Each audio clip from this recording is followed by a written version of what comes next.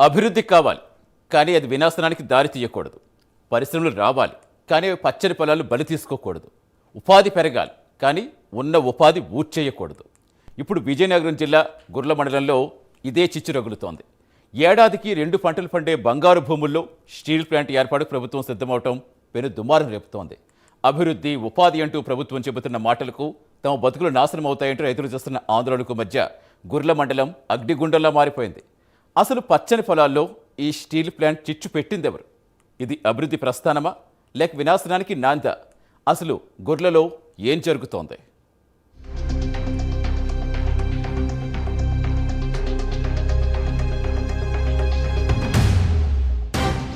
ఎటు చూసినా పచ్చని పొలాలతో ఆహ్లాదకరమైన వాతావరణంలో ఉండే విజయనగరం జిల్లాలోని ఆ గ్రామాలు నేడు కనుమరుగయ్యే ప్రమాదంలో పడ్డాయి. ప్రభుత్వం తీసుకున్న నిర్ణయం అన్నదాత గుండెల్లో అగ్గిరాల్చేలా చేశాయి. పొలాల్లో పనులు చేసుకునే రైతులను రోడ్ల మీదకొచ్చి ఆందోళన చేసే స్థితికి తీసుకొచ్చింది. పలుగు పారా పట్టుకోవాల్సిన చేతులు నేడు ప్లకార్డులు పట్టుకునేలా చేసింది. విజయనగరం జిల్లా గుర్ల మండలంలో స్టీల్ ప్లాంట్ ఏర్పాటు చేయడానికి ప్రభుత్వం ప్రణాళికలు వేసింది.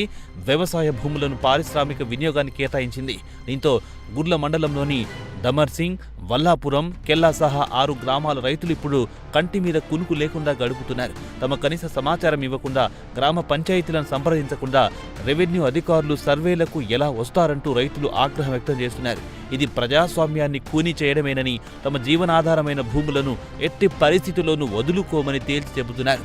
అభివృద్ధి పేరుతో భూములను, ప్రకృతిని నాశనం చేస్తామంటే సహించమంటున్నారు రైతులు.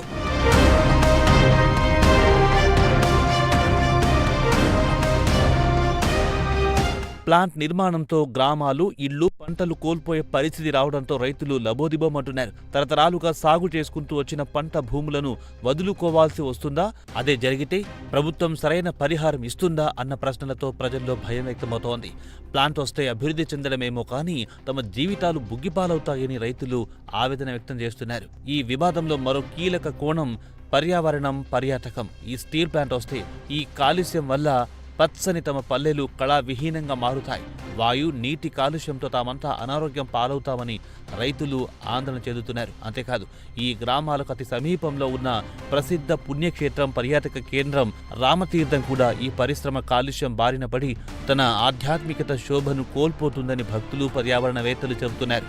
అభివృద్ధి పేరిట పర్యావరణాన్ని, ఆధ్యాత్మిక కేంద్రాలను పణంగా పెట్టడం అవసరమా అనే ప్రశ్న కూడా తలెత్తుతోంది.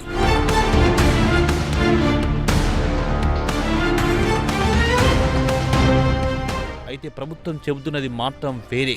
ఈ మండలంలో స్టీల్ ప్లాంట్ వస్తే స్థానిక యువత వలసలాగుతాయని చెబుతోంది. ఈ ప్లాంట్ ద్వారా 750 మందికి ప్రత్యక్షంగా ఉద్యోగాలు వస్తాయని, ప్లాంట్కు అవసరమైన నీటి కోసం గడిగడ్డ, తారకరామ, తీర్థసాగర్ ప్రాజెక్టులున్నాయని లెక్కలు చెబుతోంది. అంతేకాకుండా అభివృద్ధికి రైతులు అడ్డుకుంటున్నారనే వాదనను కూడా ప్రభుత్వం పరోక్షంగా వినిపిస్తోంది.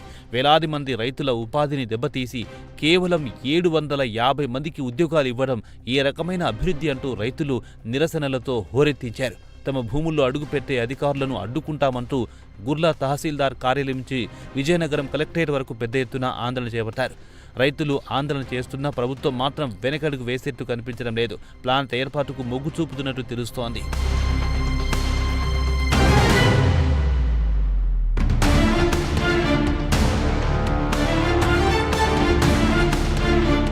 మరి ఈ వ్యవహారంలో ప్రభుత్వం పారదర్శకత కూడా ప్రశ్నార్థకంగా మారింది. ఇంత పెద్ద ప్రాజెక్టును కేటాయించే ముందు స్థానిక ప్రజలతో, రైతులతో ఎందుకు ప్రజాభిప్రాయ సేకరణ జరపలేదు? గ్రామ సభలు ఎందుకు నిర్వహించలేదు? కనీస సమాచారం కూడా ఇవ్వకుండా ఏకపక్షంగా భూములు ఎలా కేటాయిస్తారని రైతులు ప్రశ్నిస్తున్నారు. ఇది ప్రభుత్వ విధానాలపైనే అనుమానాలకు తావిస్తోందనే చర్చ జరుగుతోంది. అభివృద్ధి అంటే ప్రజల భాగస్వామ్యంతో జరగాలి కానీ ప్రజల అభిప్రాయాలను కాలరాసి కాదనే వాదన బలంగా వినిపిస్తోంది. మరిప్పుడు గవర్నమెంట్ ఏం చేస్తుంది? రైతులను ఒప్పిస్తుందా లేక నిర్బంధంగా భూసేకరణకు దిగుతుందా అనేది ఉత్కంఠగా మారింది. రైతుల ఆందోళనలను, పర్యావరణవేత్తల హెచ్చరికలను ప్రభుత్వం పరిగణలోకి తీసుకుంటుందా లేక పరిశ్రమ ఏర్పాటుకి పెద్దపీట వేస్తుందా అనేది తేలాల్సి ఉంది.